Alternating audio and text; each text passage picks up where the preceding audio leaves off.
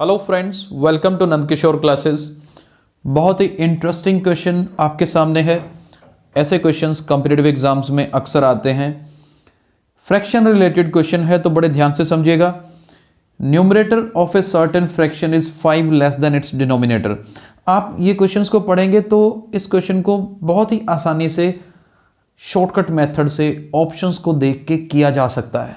हम इस वीडियो में आंसर सेलेक्ट करना भी सिखाएंगे और बेसिक कंसेप्ट से भी सिखाएंगे। पहली लाइन पढ़ लीजिए, numerator of a certain fraction is 5 less than it's denominator. कि मेरे पास एक फ्रैक्शन है जिसका न्यूमरेटर, देखिए ऊपर वाली वैल्यू न्यूमरेटर होती है, नीचे वाली वैल्यू डिनोमिनेटर होती है। ये पॉइंट क्लियर होना चाहिए। अब ऊपर वाली वैल्यू 5 लेस देन डिनोमिनेटर है, यानी कि न्यूमरेटर जो है डिनोमिनेटर से 5 लेस है। अगर मैं इन ऑप्शंस में पहला काम करूं, जब भी ऐसे क्वेश्चंस आए ना तो आप पहली कंडीशन पढ़ी देखें कि क्या ऑप्शंस में ऐसी कोई ऑप्शन मिल रही है जिसमें न्यूमरेटर 5 लेस हो।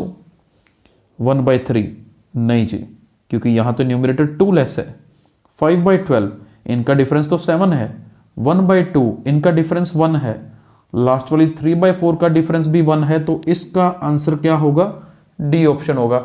आगे क्वेश्चन पढ़ा भी नहीं, 6/11 इज द आंसर। क्यों आंसर आया 6/11?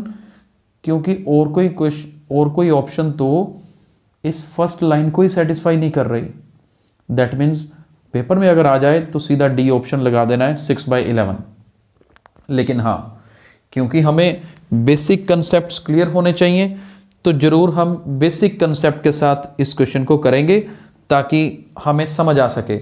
जैसे मैंने ये कहा कि न्यूमरेटर जो है वो फ्रैक्शंस में डिनोमिनेटर से 5 लेस है, तो हम एक काम करते हैं, अगर मैं ये देख लूं कि अगर ऊपर मैं x मान लूं न्यूमरेटर को, तो डिनोमिनेटर 5 बड़ा होगा। या तो आप ये सपोज कर सकते हो, या आप क्या कर सकते हो, डिनोमिनेटर को x मान लो, न्यूमरेटर को x-5 मान लो। ये दोनों सिचुएशन सेम है। पहली बात तो ये नोट कर लीजिए, बोथ सिचुएशंस आर सेम। तो इसलिए मैंने बताया क्योंकि सपोजिशन किसी तरह से भी हो सकती है। चलिए हम सेकंड केस के हिसाब से चलते हैं। किसमें ये लिखा है कि numerator is 5 less than denominator, कि डिनोमिनेटर को अगर मैं x मान लूं तो न्यूमरेटर उससे 5 कम है। 5 कम हो गया। If numerator is increased bye 3, अगर ये ऊपर वाले न्यूमरेटर को 3 इंक्रीज कर दें, +3 कर दिया। Denominator is increased by 1, denominator को 1 इंक्रीज कर दिया। Then fraction becomes 3/4। तो ये फ्रैक्शन क्या बन जाती है? 3/4। हम इस इक्वेशन को सॉल्व कर सकते हैं। कैसे करेंगे? -5 + 3 कितना होता है? -2, राइट। अब इसे क्रॉस मल्टीप्लाई करिए। ये 4 इधर मल्टीप्लाई होगा x-2 के साथ। थोड़ा मैं स्टेप बाय स्टेप लिख देता हूं ताकि किसी को कंफ्यूजन ना हो। और ये जो x+1 है वो 3 से मल्टीप्लाई हो जाएगा। So we will get 4x - 8, 3x + 3। I hope bracket open करनी आती है सबको।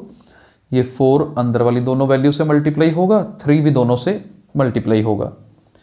तो यहां से 4x, 3x लेफ्ट साइड ले आइए, 8 को राइट साइड ले जाइए। तो यहां से x की वैल्यू हमारे पास आ जाती है 11। x की वैल्यू 11 आई। अब आप ये देखिए, इसको तो भूल ही जाइए ना, क्योंकि मैंने ये तो सपोज ही नहीं किया। मैंने तो ऑप्शन बताई थी कि ऐसे भी कर सकते हैं, ऐसे भी। हमारी फ्रैक्शन हमने क्या ली थी, मैं यहां लिख के दिखा रहा हूं। हमने फ्रैक्शन ली थी x-5/x। अब आप x की वैल्यू फिल कर दीजिए। नीचे 11 आएगा, ऊपर 11 - 5, तो ये बनेगा 6/11। यानी कि देखो आंसर डी ऑप्शन ही आएगा, राइट। लेकिन अगर गेस करना हो, जल्दी जल्दी एग्जाम में देना हो, टाइम कम हो, फर्स्ट ऑप्शन देख के ही आंसर हमारे सामने है। ये सब स्टेप्स करने की ज़रूरत नहीं है, लेकिन ये हमने किया ताकि हम बेसिक कंसेप्ट भी अपने क्लियर रख सकें। आई होप आपको क्वेश्चन समझ आया होगा। अगर ये वीडियो पसंद आया है तो इसे लाइक और शेयर जरूर करिए। Thank you so much.